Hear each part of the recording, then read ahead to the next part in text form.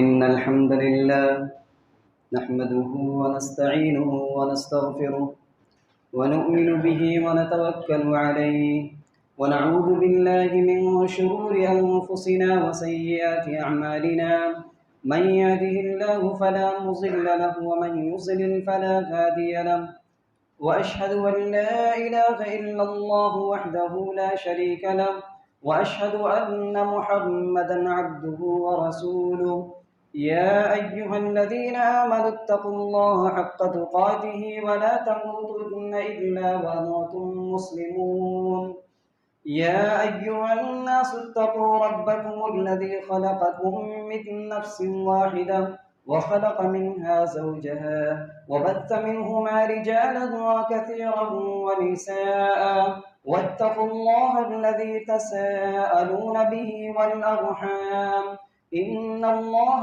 كان عليكم رقيبا يا أيها الذين آمنوا اتقوا الله وقولوا قولا سديدا يصلح لكم أعمالكم ويغفر لكم ذنوبكم ومن يطع الله ورسوله فقد فاز فوزا عظيما أما بعد فإن أصدق الحديث كتاب الله وخير الهدي هدي محمد صلى الله عليه وسلم وشر الأمور محدثاتها وكل محدثة بدعة وكل بدعة ضلالة وكل ضلالة في النار فأعوذ بالله السميع العليم من الشيطان الرجيم بسم الله الرحمن الرحيم يريد الله بكم اليسر ولا يريد بكم العسر ولتكملوا العدة ولتكبروا الله على ما هداكم ولعلكم تشكرون۔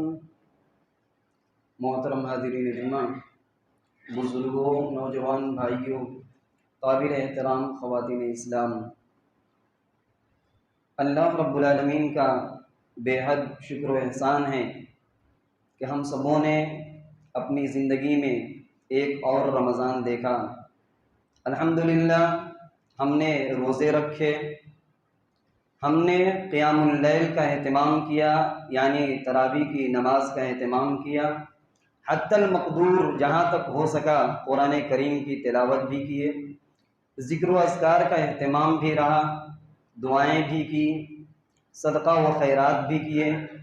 اللہ رب العالمین سے دعا ہے کہ رب العالمین ہماری ان ایام میں، ماہ مبارک میں کی گئی ان ٹوٹی پھوٹی عبادتوں کو قبول فرما لے، آمین۔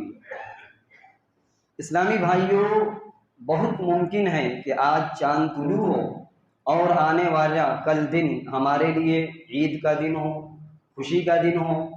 اسی لیے مناسب معلوم ہوا کہ عید کے حوالے سے آج کے اس مختصر سے وقت میں کچھ باتیں آپ کے سامنے ذکر کی جائیں کہ وہ کیا احکام ہیں، وہ کیا مسائل ہیں، وہ کیا باتیں ہیں، وہ کون سی چیزیں ہیں جن کا عید کے موقع پر ہم مسلمانوں کو لحاظ رکھنا ضروری ہے۔ پھر اسی طریقے سے وہ کون سے منکرات ہیں، وہ کون سے گناہ ہیں، وہ کون سی غلطیاں ہیں جنہیں ہم اور آپ انجام دے دیتے ہیں عید کے موقع سے، تاکہ ہم جانیں اور عید کے موقع سے وہ گناہ، وہ منکرات، وہ غلط کام ہم اور آپ نہ کر سکیں۔ اسلامی بھائیوں، عید کا تصور بہت پرانی بات ہے۔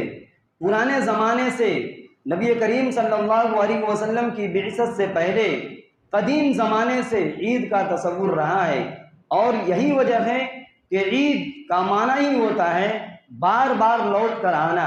عید یہ عود کے مادے سے، الف یا عین واو دال کے مادے سے نکلا ہوا ہے۔ عاد یعود عودن کا معنی ہوتا ہے لوٹنا، اور ہم اور آپ جانتے ہیں کہ ہر سال میں ایک بار عید لوٹ کر آ ہی جاتی ہے۔ عید کا تصور زمانے جاہلیت میں بھی تھا، اور اس تصور کو اللہ رب العالمین نے مذہب اسلام میں بھی باقی رکھا۔ یہ الگ بات ہے کہ ہر زمانے میں، ہر ماحول میں خوشی منانے کے تصورات اور طریقے الگ الگ رہے ہیں، لیکن اسلام میں عبادت کا تصور کے ساتھ ساتھ خوشی کا تصور رکھا گیا ہے۔ پیارے نبی صلی اللہ علیہ وسلم کے مدینہ آنے سے پہلے پہلے عید کا تصور تھا۔ اسلام میں دو ہی خوشی کے مواقع ہیں، یعنی دو ہی عید ہیں۔ پیارے نبی صلی اللہ علیہ وسلم کی ایک حدیث دیکھیے، عن انس بن مالک رضی اللہ عنہ قال قدم رسول اللہ صلی اللہ علیہ وسلم المدینہ ولهم يومان فقال رسول الله صلى الله عليه وسلم ما هذان اليومان قالوا كنا نلعب فيهما في الجاهلية فقال رسول الله صلى الله عليه وسلم إن الله قد أبدلكم بهما خيرا منهما يوم الأضحى ويوم الفطر رواه ابو داود في كتاب الصلاة۔ سنن ابی داود کی صحیح روایت ہے، حضرت انس بن مالک رضی اللہ تعالیٰ عنہ فرماتے ہیں کہ پیارے نبی صلی اللہ علیہ وسلم نے فرمایا، پیارے نبی صلی اللہ علیہ وسلم جب مکہ چھوڑ کر مدینۃ المنورہ تشریف لے گئے، آپ مدینۃ المنورہ آتے ہیں، آنے کے بعد آپ دیکھتے ہیں وَلَهُمْ يَوْمَانِ يَلْعَبُونَ فِيهِمَا، آپ کو پتہ چلتا ہے، آپ کو معلوم ہوتا ہے کہ مدینہ والے لوگ 2 دن، سال میں 2 دن وہ لوگ ایسے مقرر کر رکھے ہیں جس دن میں وہ کھیل کود کیا کرتے ہیں، وہ تماشا کیا کرتے ہیں، لہو لعب کیا کرتے ہیں۔ آپ صلی اللہ علیہ وسلم کو معلوم نہیں تھا کہ وہ دن کون سے دن ہیں۔ آپ صلی اللہ علیہ وسلم نے سوال کیا اور پوچھا ما هذان اليومان، یہ 2 دن کیا ہے، کس لیے تم لوگوں نے متعین کیا ہے؟ جواباً آپ کو یہ دیا گیا، آپ کو جواب یہ ملا، ان لوگوں نے جواباً کہا کننا نلعب فیہما فی الجاہلیہ، اے اللہ کے رسول صلی اللہ علیہ وسلم یہ دن آج آپ دیکھ رہے ہیں یہ بہت پرانی بات ہے، زمانے جاہلیت سے ہی ان 2 دنوں میں ہم کھیل کود کیا کرتے تھے، کھیل تماشا کیا کرتے تھے۔ پیارے نبی صلی اللہ علیہ وسلم کو وحی ہوتی ہے، اللہ رب العالمین ان 2 دنوں کے بدلے ایک مسلمان قوم کے لیے، مسلمانوں کے لیے، امت محمدیہ کے لیے اللہ رب العالمین نے ان 2 دن کے بدلے بہترین 2 دن دے دیا۔ آپ صلی اللہ علیہ وسلم نے کہا ان اللہ قد ابدلکم بہما خیرا منہما یوم الاضحی و یوم الفطر، اے میرے صحابہ سنو، اللہ رب العالمین نے ان 2 دنوں کے بدلے 2 دن اس سے بہتر اللہ رب العالمین نے دے رکھا ہے، اور اللہ کے رسول صلی اللہ علیہ وسلم نے نام لے لیا، واضح کر دیا کہ اسلام میں صرف 2 ہی عیدیں ہیں اور دونوں کے نام متعین ہیں۔ اللہ کے نبی نے کہا یوم الاضحی و یوم الفطر، ایک تو عید الاضحیٰ ہے جو کہ قربانی کے موقع پر ہم اور آپ انجام دیتے ہیں، دوسری عید جو ہے وہ یوم الفطر، رمضان کے اختتام پر، روزے کے اختتام پر، شوال کی پہلی تاریخ کو ہم اور آپ اس کو انجام دیتے ہیں۔ پیارے نبی صلی اللہ علیہ وسلم نے کہا وہ یوم الفطر، ایک عید الفطر کا دن ہے۔ تو اسلام میں 2 ہی عیدیں ہیں، اور ان دونوں عیدوں کے موقع پر پیارے نبی صلی اللہ علیہ وسلم کے زمانے میں صحابہ کرتب دکھلاتے تھے، کھیل کود کرتے تھے، بہادری کا جوہر دکھلاتے تھے۔ پیارے نبی صلی اللہ علیہ وسلم خود دیکھتے تھے، ام المومنین حضرت عائشہ رضی اللہ تعالی عنہا بھی دیکھتی تھی، اور ایسے کھیل کود جس میں اللہ کی نافرمانی نہیں، رسول کی نافرمانی نہیں، اسلام کی بے حرمتی نہیں، آپ صلی اللہ علیہ وسلم نے اس کو باقی رکھا اور خوشی کا موقع قرار دیا۔ ام المومنین حضرت عائشہ رضی اللہ تعالی عنہ فرماتی ہیں کہ ایک مرتبہ میں گھر میں موجود تھی، ابو بکر رضی اللہ تعالی عنہ، نبی بھی موجود ہیں، ابو بکر اللہ کے نبی صلی اللہ علیہ وسلم کے گھر تشریف لاتے ہیں، عائشہ رضی اللہ تعالی عنہ کے پاس آتے ہیں، کہتی ہیں وَعِنْدِي جَارِيَتَانِ مِنْ جَوَارِ الْأَنصَارِ، ہوا یہ کہ ابو بکر ہمارے گھر میں تشریف لائے اور ہمارے پاس انصار قبیلے کی 2 لڑکیاں، 2 چھوٹی چھوٹی بچیاں گا رہی تھیں، اشعار پڑھ رہی تھیں، وہی اشعار جو جنگ بعاث کے موقع پر انصاری لوگوں نے پڑھی تھی۔ آپ صلی اللہ علیہ وسلم گھر میں موجود ہیں، ابو بکر صدیق رضی اللہ تعالیٰ عنہ آتے ہیں، تشریف لاتے ہیں اور دیکھتے ہیں کہ یہ دونوں بچیاں اشعار کہہ رہی ہیں، اشعار گنگنا رہی ہیں۔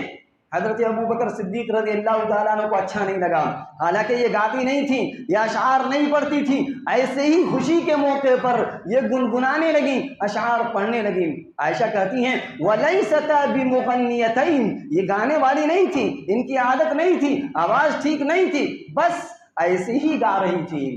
ابو بکر آ گئے، ناراض ہو گئے، ان کا چہرہ بدل گیا، کہنے لگے ابی مزامیر الشیطان فی بیت رسول اللہ صلی اللہ علیہ وسلم، کیا رسول اللہ صلی اللہ علیہ وسلم کے گھر میں گانے بجانے کے آلات آ گئے، گانے بجانے والیاں آ گئیں؟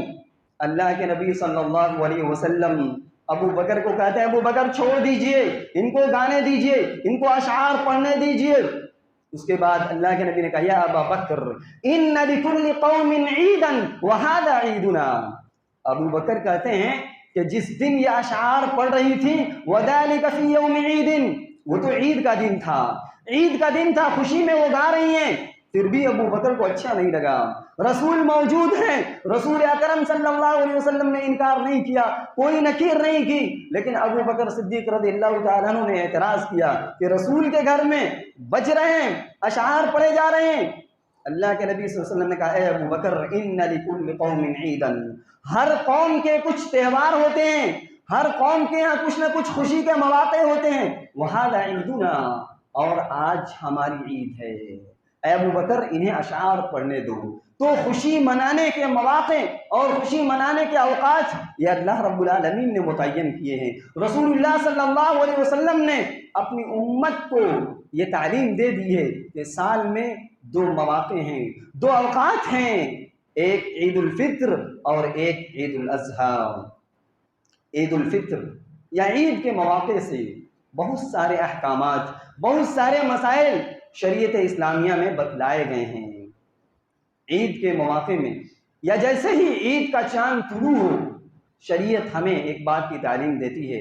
ممکن ہے کہ یہ بات آپ کے علم میں آ چکی ہو، لیکن بطور تذکیر، بطور یاد دہانی اور مسئلے کی وضاحت کے لیے اس بات کا میں تذکرہ کر رہا ہوں۔ عید کا چاند جیسے ہی طلوع ہو، امت مسلمہ کے ہر فرد پر ایک چیز عائد ہوتی ہے، وہ ہے صدقۃ الفطر کی ادائیگی۔ صدقۃ الفطر کی ادائیگی، اس کا عین وقت، صحیح وقت یا واجبی وقت چاند طلوع ہونے کے بعد ہے۔ چاند طلوع ہونے سے لے کر عید کی نماز پڑھنے کے جانے سے پہلے اس کو ادا کر دینا ہے۔ ایک حدیث کے اندر آیا عن ابن عمر رضی اللہ عنہما قال فرض رسول اللہ صلی اللہ علیہ وسلم زکاة الفطر صاعا من تمر او صاعا من شعیر على العبد والحر والذكر والأنثى والصغير والكبير من المسلمين وأمر بها أن تؤدى قبل خروج الناس إلى الصلاة۔ رواه البخاری فی کتاب العیدین، صحیح بخاری کی روایت ہے۔ حضرت عبداللہ بن عمر رضی اللہ تعالیٰ عنہ فرماتے ہیں کہ فرض رسول اللہ صلی اللہ علیہ وسلم زکاة الفطر، کہ اللہ کے نبی صلی اللہ علیہ وسلم نے زکاة الفطر یعنی صدقۃ الفطر فرض کیا۔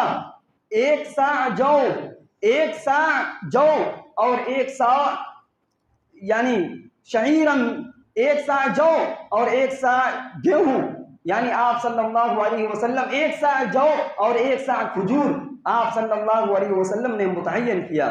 دوسرے حدیث کے الفاظ میں جو بھی ہے، آپ صلی اللہ علیہ وسلم نے کہا ایک صاع کھجور اور ایک صاع جو، یہ صدقۃ الفطر متعین کیا۔ اور آج کے وقت میں وزن کے اعتبار سے اس کا وزن تقریباً 2 کلو 600 گرام بطور احتیاط اس کا وزن ہوتا ہے۔ اور آپ صلی اللہ علیہ وسلم نے کہا علی العبد والحر، غلام پر بھی، آزاد پر بھی، مرد پر بھی، عورت پر بھی، پھر اسی طریقے سے چھوٹے پر بھی، بڑے پر بھی۔ وَأَمَرَ بِهَا، اور اللہ کے نبی نے حکم دیا کہ اس کو ادا کر دیا جائے لوگوں کے نماز کے نکلنے سے پہلے، یعنی لوگ عید کی نماز پڑھنے کے لیے جائیں اس سے پہلے اس کو ادا کر دیا جائے۔ صحیح بخاری کی روایت کے مطابق ایک بات یہ بھی ملتی ہے کہ اگر کوئی آدمی چاہے تو عید کے چاند سے 2 دن یا 1 دن پہلے بھی ادا کر سکتے ہیں، یہ جائز ہے، یہ صحابہ کے عمل سے ثابت ہے۔ یہ نہیں کہ جیسے ہی رمضان کا چاند طلوع ہو، روزہ شروع ہو، فوراً اس کو ادا کر دیا جائے، یہ سنت سے ثابت نہیں ہے۔ اس کا مقصد کیا ہے؟ صدقۃ الفطر کا مقصد کیا ہے؟ صدقۃ الفطر کے 2 مقاصد ہیں۔ ایک حدیث کے اندر اس مقصد کو واضح کیا گیا۔ عن ابن عباس رضی اللہ عنہما قال فرض رسول اللہ صلی اللہ علیہ وسلم زکاة الفطر طہرۃ للصائم من اللغو والرفث وطعمة للمساکین فمن اداها قبل الصلاة فهي زکاة مقبولة ومن اداها بعد الصلاة فهي صدقة من الصدقات۔ رواه ابن ماجہ فی کتاب الزکاة، ابن ماجہ کی روایت ہے۔ حضرت عبداللہ بن عباس فرماتے ہیں کہ پیارے نبی صلی اللہ علیہ وسلم نے صدقۃ الفطر کو فرض کیا، یہ واجب ہے، یہ ضروری ہے، اس کا ادا کرنا بہت ضروری ہے۔ کیوں؟ طہرۃ للصائم من الرفث واللغو، کہ رمضان کے ایام میں، روزے کے ایام میں روزے دار سے چاہتے ہوئے نہ چاہتے ہوئے، گناہوں سے بچتے ہوئے نہ بچتے ہوئے بہت ساری غلطیاں ہو جاتی ہیں، بہت ساری باتیں انسان زبان سے ادا کر دیتا ہے، بہت سارے گناہ کے کام کر دیتا ہے۔ کہا گیا طہرۃ للصائم، روزے دار کو پاک کرنے کے لیے، یا روزے دار کو روزے کے پاک کرنے کے لیے، یعنی روزہ صحیح ہو جائے، روزے دار صحیح ہو جائے، اس کو طہارت حاصل ہو جائے، صدقۃ الفطر کا ایک مقصد۔ دوسرا مقصد وَطُعْمَةً لِلْمَسَاكِينِ، وَطُعْمَةً لِلْمَسَاكِينِ، اور غریبوں اور مسکینوں کے کھانے کا انتظام ہو جائے، کھانے کا انتظام ہو جائے۔ اور ایک بات یاد رکھیے گا بڑا ہی معذرت کے ساتھ، کم و بیش ہر آدمی اس میں شامل ہے، حدیث کے الفاظ سے واضح ہے کہ صدقۃ الفطر اناج دینا ہے، کھانے پینے کی چیز دینی ہے۔ ہم اور آپ نقد دے دیتے ہیں، پیسہ دے دیتے ہیں۔ صحابہ کرام کے زمانے میں اناج دیا گیا، غلہ دیا گیا، کھجور دیے گئے، پنیر دیے گئے، جو دیے گئے، گیہوں دیے گئے، جو جو صحابہ کرام کھاتے تھے وہ صدقۃ الفطر میں ادا کر دیتے تھے۔ لیکن ہم اور آپ کیا کرتے ہیں، مولوی حضرات کیا کرتے ہیں، بڑی آسانی کے ساتھ ریٹ طے کر دیتے ہیں، قیمت فکس کر دیتے ہیں، اور یہاں پریشانی جانتے ہیں مشکل کیا ہے۔ ایک آدمی 80 روپیہ کلو کا چاول کھاتا ہے، دوسرا آدمی 40 روپے کی قیمت والی چاول کھاتا ہے، ایک آدمی آٹا جو ہے 40 روپے والا کھا رہا ہے اور ایک آدمی 30 روپے والا کھا رہا ہے، 30 والا بھی 70 ہی ادا کر رہا ہے، 80 والا 70 ہی ادا کر رہا ہے۔ کہاں کا انصاف ہے، کہاں کا انصاف ہے؟ یہاں غلطی کر جاتے ہیں ہم۔ ایک تو اناج دینا ہے، ہم اور آپ بہانہ مار دیتے ہیں کہ اناج کون لیتا ہے، کون غریب اناج لے گا؟ اناج لے گا، آپ دے کر تو دیکھیے۔ آپ اناج کے ساتھ اگر شوق ہے تو پیسہ بھی دے دیجئے، کون بڑی بات ہے، آپ پیسہ بھی دے دیجئے۔ تو یہاں ناانصافی ہو جاتی ہے غریبوں کے ساتھ، اور امیر صاحبان کا ایک بھلا ہو جاتا ہے، ان کو کم ادا کرنا پڑتا ہے۔ حالانکہ ایک مسلمان اللہ کی راہ میں خرچ کرنے کے معاملے میں کنجوس نہیں ہوتا ہے، لہذا پہلی فرصت میں یہ تو اناج دیا جائے۔ یہاں تک کہ صرف ہم اور آپ گیہوں، چاول یا دوسری چیزیں دیتے ہیں، ہم تو دال بھی کھاتے ہیں، ہم تو پنیر بھی کھاتے ہیں، ہم نے پنیر کبھی نہیں دیا، ہم نے دال کبھی نہیں دیا، حالانکہ ہماری غذا میں شامل ہے، ہم کیوں نہیں دیتے؟ دال کی قیمت بہت زیادہ ہے، پنیر کی قیمت بہت زیادہ ہے، تو جو کھاتے ہیں غریبوں کے کھانے کا انتظام ہو جائے۔ کل آنے والے دن، عید کے دن ہم خوشی منائیں، ہم اچھی اچھی چیزیں کھائیں۔ شریعت یہ کہتی ہے کہ غریب آدمی بھی اچھی اچھی چیز کھائے، جو ہم کھا رہے ہیں۔ وَطُعْمَةً لِلْمَسَاكِينِ، مسکینوں کے کھانے کا انتظام ہو جائے، تو یہ ظلم نہ کیا جائے، انصاف کی بات کی جائے۔ جو ہم خود کھا رہے ہیں وہی غلہ اناج دال کی شکل میں، چاول کی شکل میں، گیہوں کی شکل میں، پنیر کی شکل میں، جو کھاتے ہیں آپ شوق سے، اللہ کے رسول کشمش دے رہے ہیں، کھجور دے رہے ہیں، پنیر دے رہے ہیں، ہم صرف چاول یا اس کی قیمت دے رہے ہیں۔ وَمَنْ أَدَّاهَا قَبْلَ الصَّلَاةِ، جو آدمی اس صدقۃ الفطر کو نماز کی ادائیگی سے پہلے دے دیا، فَهِيَ زَكَاةٌ مَقْبُولَةٌ، تو اس کا صدقۃ الفطر مقبول ہو جائے گا، یعنی اس کو صدقۃ الفطر مانا جائے گا۔ اور جو آدمی نہ دیا، نہیں دیا، تاخیر کر دیا، وَمَنْ أَدَّاهَا بَعْدَ الصَّلَاةِ، جو آدمی نماز کے بعد ادا کرے، وَهِيَ صَدَقَةٌ مِّنَ الصَّدَقَاتِ، وہ عام صدقہ ہوگا۔ جس طریقے سال میں جب انسان کو موقع ملتا ہے صدقہ کر دیتا ہے، وہ صدقۃ الفطر نہیں ہوگا۔ لہذا کوشش یہ کیا جائے کہ اناج اور غلہ دیا جائے، جو چیز کھاتے ہیں، جو اپنے لیے پسند کرتے ہیں، اپنے غریب مسلمان بھائیوں کے لیے بھی پسند کریں۔ اسی طریقے سے عید کے احکام و مسائل میں سے ایک بات یہ بھی آتی ہے کہ عید کے دن ہم اور آپ غسل کا اہتمام کریں۔ عام طور پر مسلمان اس کا خیال رکھتا ہے۔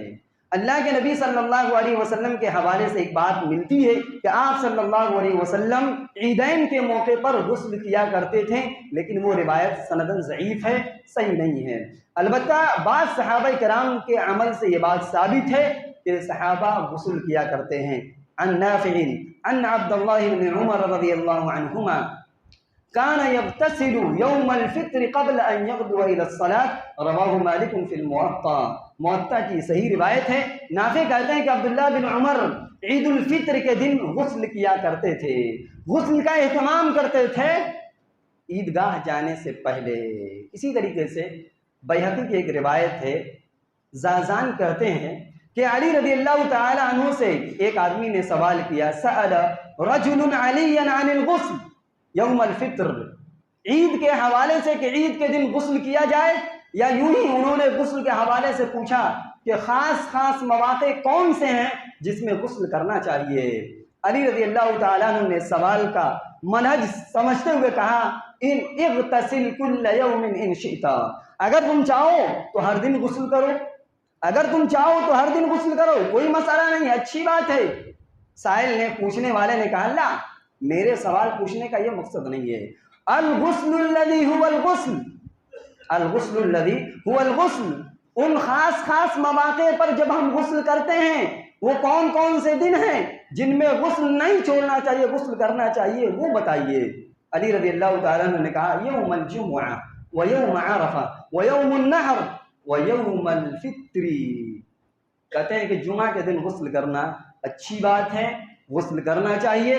अरफा यानी 9 ज़िलहिज्जा को गुस्ल करना चाहिए, अच्छी बात है। और यौमुन नहर 10 ज़िलहिज्जा को गुस्ल करना बहुत अच्छी बात है। व यौमुल फित्र, ईद उल फित्र के दिन गुस्ल का एहतमाम करना चाहिए। इसी तरीके से ईद उल फित्र के मौके पर एक इंसान को, एक मुसलमान को अपने तमाम लिबास में, अपने तमाम कपड़ों में जो सबसे उम्दा कपड़ा हो उसको ज़ेबतन करना चाहिए, उसको पहनना चाहिए। बाज़ नौजवान भाइयों को देखा जाता है कि ईद के लिए, ईद के दिन के लिए बहुत बेहतरीन लिबास का इंतखाब करते हैं, लेकिन माफ़ कीजिएगा, ईद की नमाज की अदायगी के लिए जो सबसे पुराना कपड़ा होता है वो पहन कर आते हैं, नमाज की अदायगी के बाद नया लिबास पहनते हैं, ये गलत है। प्यारे नबी सल्लल्लाहु अलैहि वसल्लम की सुन्नत ये है कि आप खास मौके पर आप उम्दा और बेहतरीन लिबास पहनते थे। अन जाबिर रज़ियल्लाहु अन्हु क़ाल कान लिन्नबी सल्लल्लाहु अलैहि वसल्लम जुब्बतुन यल्बसुहा लिल ईदैन व यौमिल जुमुअह, रवाहु इब्न खुज़ैमा फी सहीहिही। जाबिर बिन अब्दुल्लाह कहते हैं कि प्यारे नबी सल्लल्लाहु अलैहि वसल्लम का एक जुब्बा था, जुब्बा नौउम मिन अजवदिस सियाब, बेहतरीन कपड़ों की एक किस्म है जुब्बा। आप सल्लल्लाहु अलैहि वसल्लम का एक जुब्बा था जिसको आप पहनते थे ईदैन के मौके पर और जुमा के दिन, यानी आप सल्लल्लाहु अलैहि वसल्लम इसका लिहाज रखा करते थे। इसी तरह बुखारी की एक लंबी रिवायत है, उमर बिन खत्ताब रज़ियल्लाहु तआला अन्हु ने देखा कि एक बार बाजार में रेशमी लिबास बिक रहे हैं, दुकानदार से, बेचने वाले से एक कपड़ा लिए, रेशमी लिबास था, वो लेकर अल्लाह के नबी सल्लल्लाहु अलैहि वसल्लम के पास पहुंच गए और आप सल्लल्लाहु अलैहि वसल्लम से कहते हैं, इब्ता हादिहिल जुब्बा या इब्ता हादिही ततजम्मल बिहा लिल ईद वल वफूद, अल्लाह के रसूल सल्लल्लाहु अलैहि वसल्लम इसको खरीद लीजिए, ये कपड़ा खरीद लीजिए। और आपके पास बाहर के बहुत सारे लोग आते हैं, बहुत सारे वफूद, बहुत सारी कौमें आती हैं, जब लोगों का इस्तकबाल करें तो आप इस लिबास को पहनकर इस्तकबाल करें, जब ईद का मौका आए तो आप इस लिबास को पहन लिया करें। चुनांचे वो लिबास वो कपड़ा रेशमी था। आप सल्लल्लाहु अलैहि वसल्लम ने कहा, इन्नमा हादिही लिबासु मन ला खलाक़ लह, ऐ उमर बिन खत्ताब, तुम्हें पता नहीं है ये लिबास रेशमी लिबास है, ये कपड़ा, ये लिबास उन लोगों का है जिनका आखिरत में कोई लिबास नहीं, जिनको आखिरत में कोई लिबास मिलने वाला नहीं है, ये हमारे लिए मुनासिब नहीं है। चुनांचे आप सल्लल्लाहु अलैहि वसल्लम ने वो लिबास नहीं पहना। अलबत्ता ईद के दिन उम्दा लिबास के सिलसिले में उमर रज़ियल्लाहु तआला अन्हु ने जो ये बात कही कि इसको आप पहनिएगा, पहनने के सिलसिले में इनकार नहीं किया, बल्कि वो लिबास चूँकि रेशमी था इसीलिए आप सल्लल्लाहु अलैहि वसल्लम ने उसका इनकार कर दिया, कहा कि मैं इसको नहीं पहन सकता हूँ। चुनांचे रेशमी लिबास इस उम्मत के लिए हराम है। अलबत्ता अगर थोड़ी मिकदार है तो शरीयत उसको जायज़ कहती है, लेकिन पूरा का पूरा कपड़ा रेशमी हो ये मर्दों के लिए हलाल नहीं है, जायज़ नहीं है। इसी तरह ईद के मौके पर एक बात ये भी आती है कि ईद के हवाले से शरीयत हमें ये कहती है कि ईदगाह जाने से पहले पहले, नमाज की अदायगी से पहले पहले ہمیں کچھ کھا کر جانا چاہیے، ہمیں کچھ کھا کر جانا چاہیے۔ عن انس بن مالک رضی اللہ عنہ قال كان النبي صلی اللہ علیہ وسلم لا يخرج الى المصلى حتى يطعم تمرات۔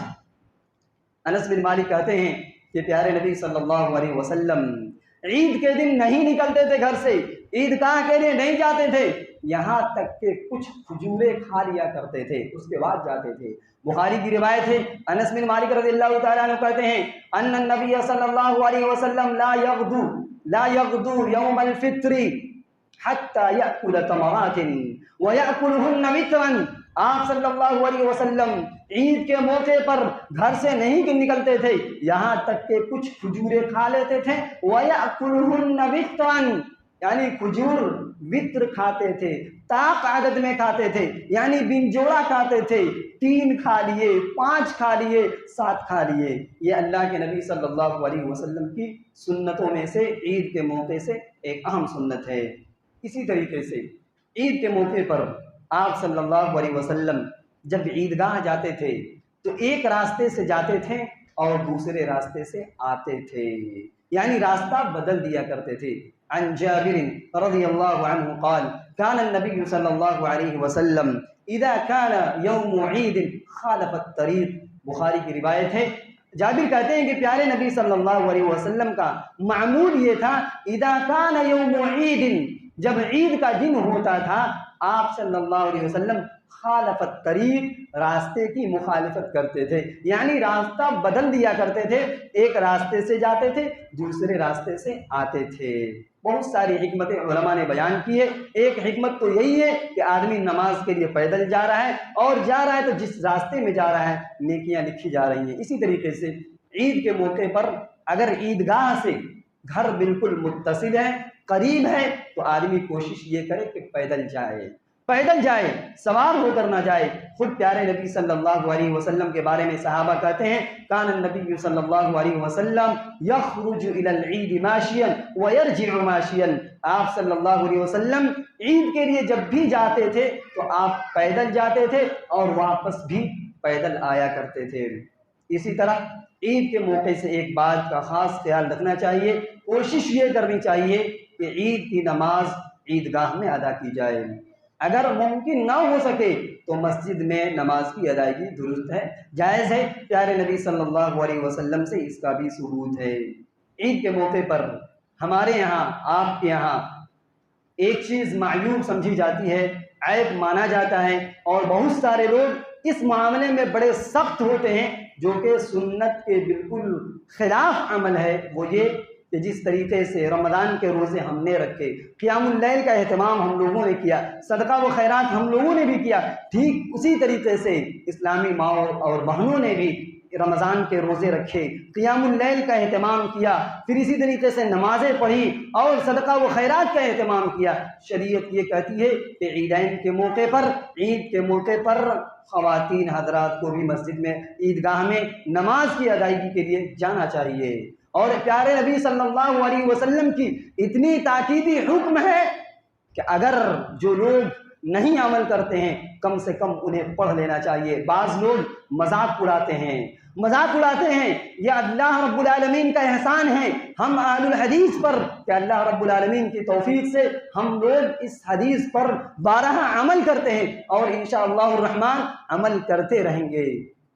عطیہ رضی اللہ تعالیٰ عنہ فرماتی ہیں کہ پیارے نبی صلی اللہ علیہ وسلم ہمیں حکم دیا کرتے تھے، امرنا رسول اللہ صلی اللہ علیہ وسلم ان نخرجہن فی الفطر والاضحی، کہ پیارے نبی صلی اللہ علیہ وسلم ہمیں حکم دیا کرتے تھے کہ ہم عورتوں کو باہر نکالیں عید کے دن اور عید الاضحیٰ کے دن، یعنی عید الفطر کے دن اور عید الاضحیٰ کے دن ہمیں حکم تھا کہ ہم خواتین کو نکالیں، عیدگاہ کی طرف لے جائیں۔ کون کون عورتیں جائیں گی؟ ساری عورتیں جائیں گی۔ کون کون جائیں گی؟ ساری عورتیں جائیں گی، الا یہ کہ کوئی چلنے کے قابل نہ ہو، بالکل معذور ہو، جو نہ جا سکتی ہو، اس کے لیے کوئی بات نہیں ہے۔ اللہ کے نبی صلی اللہ علیہ وسلم کہتے ہیں، مجھے عطیہ کہتی ہیں ہمیں حکم دیا گیا حتی نخرج العواتق والحجز وذوات الخدور، کہتی ہیں عطیہ ہمیں اللہ کے نبی صلی اللہ علیہ وسلم نے اتنی سختی کے ساتھ حکم دیا کہ ہم کنواری لڑکیوں کو بھی لے کر چلتے تھے، یہاں تک کہ حیض والی عورتوں کو لے کر چلتے تھے، یہاں تک کہ وہ عورتیں جو بالکل پردہ میں رہتی تھیں ان کے بارے میں بھی یہ حکم تھا کہ انہیں بھی عیدگاہ لے جایا جائے۔ چنانچہ لیکن شریعت یہ حکم دیتی ہے، اللہ کے نبی یہ حکم دیتے ہیں وَأَمَّا الْحُرِيَّةُ فَيَعْتَزِلْنَ الصَّلَاةَ وَيَشْهَدْنَ الْخَيْرَ وَدَعْوَةَ الْمُسْلِمِينَ۔ جہاں تک معاملہ ہے کنواری لڑکیوں کا، عورتوں کا، پردہ میں رہنے والی لڑکیوں کا، وہ عیدگاہ جائیں گی، نماز پڑھیں گی، مسلمانوں کی دعاؤں میں شریک ہوں گی، اور جہاں تک معاملہ ہے حیض والی عورتوں کا وہ بھی جائیں گی لیکن نماز سے الگ رہیں گی، نماز نہیں پڑھیں گی، مسلمانوں کی دعاؤں میں اور مسلمانوں کی خیر کے کاموں میں وہ حاضر رہیں گی۔ پھر اس کے بعد ایک عورت نے سوال کیا احدانا لا یکون لها جلباب، اللہ کے رسول ہم غربت کی زندگی گزارتے ہیں، ہم تو غریب ہیں، آج تو سینکڑوں جوڑے ماؤں بہنوں کے سامنے ہوتے ہیں، لیکن پیارے نبی صلی اللہ علیہ وسلم کے زمانے میں دوپٹہ تک نہیں ہوتے تھے، اتنی غربت تھی۔ صحابہ اکرام، صحابیہ پوچھتی ہے، کہتی ہیں اللہ کے رسول احدانا لا یکون لها جلباب، ہم میں سے بعض عورتیں، بعض بہنیں ایسی ہوتی ہیں جن کے پاس کپڑے نہیں ہوتے ہیں، دوپٹے نہیں ہوتے ہیں، وہ کیا کریں گی؟ کیا وہ گھر میں رہ سکتی ہیں؟ پیارے نبی صلی اللہ علیہ وسلم نے کہا لِتُلْبِسْهَا أُخْتُهَا مِنْ جِلْبَابِهَا، چلو تمہارے پاس دوپٹے نہیں ہیں، تمہارے پاس کپڑے نہیں ہیں، تمہاری سہیلیاں تو ہیں، تمہاری بہنیں تو ہیں، تمہاری بہنوں کو چاہیے، سہیلیوں کو چاہیے کہ اپنا دوپٹہ دے دے، اپنے کپڑے کو پھاڑ کر آدھا دے دے، لیکن وہ بھی جائے۔ اتنی تاکیدی حکم ہے، اس کے باوجود یہ کہا جاتا ہے کہ نہیں، مسلمان عورتیں مسجد نہیں جا سکتی ہیں، عیدگاہ میں عید کی نماز کے لیے نہیں جا سکتی ہیں۔ یہ ظلم ہے خواتین کے ساتھ، یہ ناانصافی ہے خواتین کے ساتھ۔ شریعت یہ کہتی ہے، نبی کے زمانے میں خواتین جا رہی ہیں، آج بھی مکۃ المکرمہ کے اندر، حرمین کے اندر خواتین جاتی ہیں، لیکن ملک ہندوستان کے اندر پابندی ہے اور سختی کے ساتھ لوگ پابندی لگاتے ہیں، یہاں تک کہ وہ لوگ جن کا دعویٰ ہے کہ ہمیں قرآن بھی آتا ہے، ہمیں حدیث بھی آتا ہے، ہمیں سب کچھ معلوم ہے تو کیوں نہیں لے جاتے ہیں؟ یہ حق نہ مارا جائے، بلکہ تاکیدی حکم ہے کہ خواتین کا بھی اجتماع ہو، وہ بھی جائیں۔ البتہ شریعت یہ کہتی ہے عورتوں کو جائیں ضرور عیدگاہ، جائیں ضرور مسجد کے اندر نماز کی ادائیگی کے لیے، لیکن بالکل سادہ، بالکل سمپل، بغیر کسی زیب و زینت کے اختیار کیے، بغیر کسی عطر اور پرفیوم لگائے، بالکل سادہ جائیں اور بالکل مرد حضرات سے الگ تھلگ ہو کر جائیں، راستے میں بھی اختلاط نہ ہو، میل ملاپ نہ ہو، بالکل راستہ الگ ہو، الگ ہو کر جائیں۔ شریعت ان ساری پابندیوں کے ساتھ عورت اور خواتین کے حوالے سے کہتی ہے کہ وہ لوگ بھی جائیں عید کی نماز کی ادائیگی کے لیے۔ میرے اسلامی بھائیوں، رمضان کے مہینے مکمل ہو رہے ہیں، روزے مکمل ہو رہے ہیں، قیام اللیل مکمل ہو رہے ہیں۔ عید کے موقع پر شریعت ہمیں ایک تعلیم دیتی ہے۔ سلف سے ایک عمل یہ بھی ثابت ہے کہ صحابہ کرام ایک دوسرے سے ملاقات کرتے تو ایک دعا دیتے، تقبل اللہ منا ومنک، اس کا اہتمام کیا جائے۔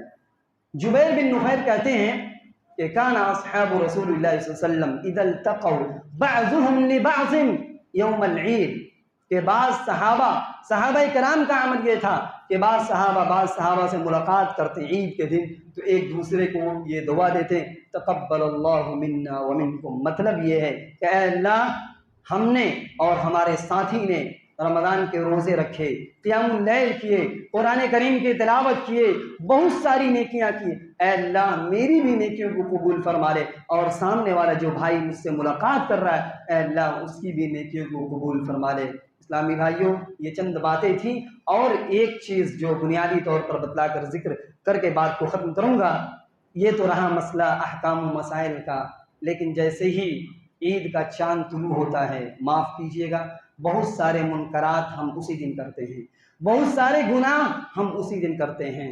پہلی غلطی تو ہم یہی کرتے ہیں کہ بعض لوگ رمضان المبارک کے مہینے میں داڑھی بڑھا لیتے ہیں، جیسے ہی رمضان کا چاند طلوع یعنی شوال کا چاند طلوع ہوتا ہے داڑھی صاف کر لیتے ہیں، یہ منکرات میں سے ہیں۔ پھر اسی طریقے سے پورے رمضان ہم نے نماز کا اہتمام کیا، قیام اللیل کا اہتمام کیا، قرآن کریم کی تلاوت کا اہتمام کیا، جیسے ہی عید کی چاند نکلتا ہے، طلوع ہوتا ہے، ہم سب کچھ چھوڑ دیتے ہیں۔ پھر اسی طریقے سے عید کے دن عورتوں کے حوالے سے، ماں بہنوں کے حوالے سے ایک چیز یہ بھی سامنے آتی ہے کہ خواتین بالکل بے حجاب ہو جاتی ہیں، بالکل بے پردہ ہو جاتی ہیں۔ نوجوان لڑکیاں ایسے ایسے کپڑے پہنتی ہیں اور زیب و زینت اور بناؤ سنگار کا اتنا اہتمام ہوتا ہے کہ نوجوان لڑکے ان کی طرف لپکنے لگتے ہیں۔ لہذا پردے کا خاص اہتمام خواتین کے لیے ضروری ہے ہر دن، خاص طور پر عید کے موقع پر۔ پھر اسی طریقے سے لباس کے حوالے سے عید کے موقع پر ہم اور آپ ایک چیز دیکھتے ہیں، وہ یہ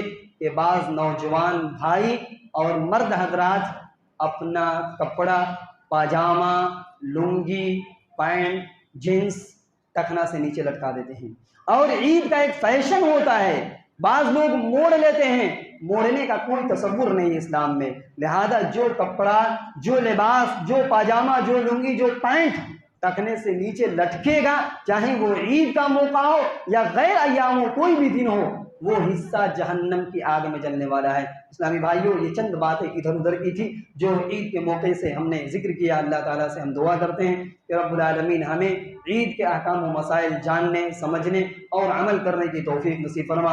رب العالمین ہم نے رمضان میں بہت ساری نیکیاں کی، اللہ رب العالمین ان نیکیوں کو تو قبول فرما لے۔ رب العالمین عید کے موقع سے جو ہم منکرات کرتے تھے، اللہ تعالیٰ ہمیں اس سے بچنے کی توفیق نصیب فرما۔ رب العالمین آپ جانتے ہیں کہ مدرسہ دارالہدیٰ اکیڈمی چلتا ہے اور باہر اسٹال بھی لگا ہوا ہے، آپ لوگوں سے گزارش ہے کہ اس میں تعاون کریں۔ اللہ تعالیٰ آپ کے تعاون کو قبول فرمائے۔ تقریر کے حوالے سے دعا کرتے ہیں کہ اللہ تعالیٰ ہمیں کہنے سننے سے زیادہ ہم سب کو عمل کرنے کی توفیق نصیب فرما۔ آمین۔ اللہم ارنا الحق حقا وارزقنا اتباعه وارنا الباطل باطلا وارزقنا اجتنابه ربنا آتنا في الدنيا حسنة وفي الآخرة حسنة وقنا عذاب النار وآخر دعوانا الحمد لله رب العالمين۔